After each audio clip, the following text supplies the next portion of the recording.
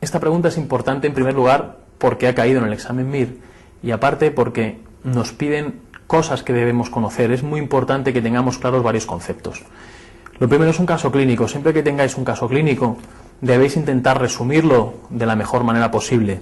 Fijaos, el resumen de este caso clínico es un paciente que tiene una miocardiopatía dilatada de origen isquémico. Nos cuentan que ha tenido un infarto de miocardio, una etiología isquémica, y que el paciente se encuentra en un grado funcional 3 de la NIJA, es decir, él habitualmente tiene disnea de mínimos esfuerzos. Aparte nos cuentan que ha ingresado varias veces por empeoramiento, por insuficiencia cardíaca, edema agudo de pulmón. Y fijaos, lo primero es que cuando veáis en un caso clínico que os cuentan un tratamiento y os detallan el tratamiento, eso quiere decir algo. Quiere que prestéis atención en el tratamiento que lleva el enfermo. Entonces, tenemos que fijarnos en la patología que tiene el enfermo. Tiene insuficiencia cardíaca sistólica y, por otro lado, cardiopatía isquémica crónica. Debemos pensar inmediatamente qué tratamiento precisa nuestro paciente para estas situaciones. Si nos fijamos en la insuficiencia cardíaca, el tratamiento que debe tener nuestro paciente debe ser un diurético. Esto para la insuficiencia cardíaca, un diurético, un fármaco beta bloqueante, un IECA, y acordaos que también mejora el pronóstico en los pacientes que están por lo menos en un grado funcional 3, es espironolactona. ¿Qué tratamiento tiene nuestro paciente? Pues nos dicen que tiene, de los fármacos que hemos escrito aquí, inhibidores de la enzima de conversión de angiotensina, tiene un IECA, el paciente tiene furosemida, es decir, tiene un diurético, y el paciente además tiene espironolactona, porque está en un grado funcional avanzado. En ningún momento nos hablan de que tenga fármacos beta bloqueantes. Si nos fijamos en el tratamiento que debe tener por la cardiopatía isquémica,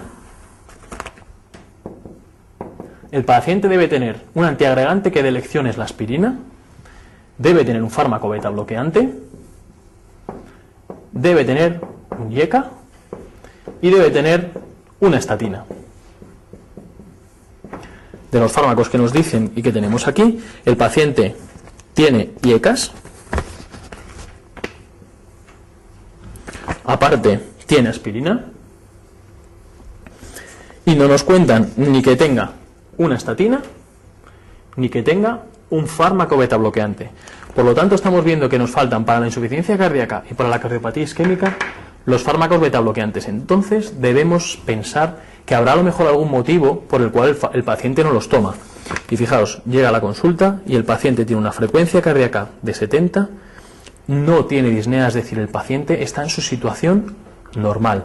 ¿Cuándo no puedo dar yo un beta bloqueante? Yo debo pensar que no le dan el beta bloqueante si hay alguna contraindicación, que puede ser su frecuencia cardíaca, es decir, que el paciente tenga una frecuencia cardíaca por debajo de 50 latidos, o bien que el paciente tenga hipotensión y no lo pueda dar, es decir, una tensión arterial sistólica por debajo de 90, o que el paciente sea un EPOC muy severo, o que tenga alguna otra contraindicación para beta bloqueantes. Aquí no me cuentan nada de esto. Y entonces, fijaos, me dice, ¿cuál es la recomendación terapéutica? Un antagonista del calcio, yo no lo puedo dar a un paciente con disfunción sistólica, está contraindicado. Suspender aspirina y cambiarla por clopidogrel no tiene ninguna contraindicación para cambiar la aspirina. El paciente no hay que cambiar la aspirina, hay que seguir con ella porque es el fármaco de elección para la cardiopatía isquémica crónica. La respuesta 3 no tiene ninguna cabida aquí, hacer una broncoaspiración, etcétera, etcétera, para que haya algo pulmonar que justifique la clínica cuando el paciente el problema que tiene es cardiológico. Las respuestas que os lían es la 4 y la 5. Casi todo el mundo cuando cayó esta pregunta puso la digoxina.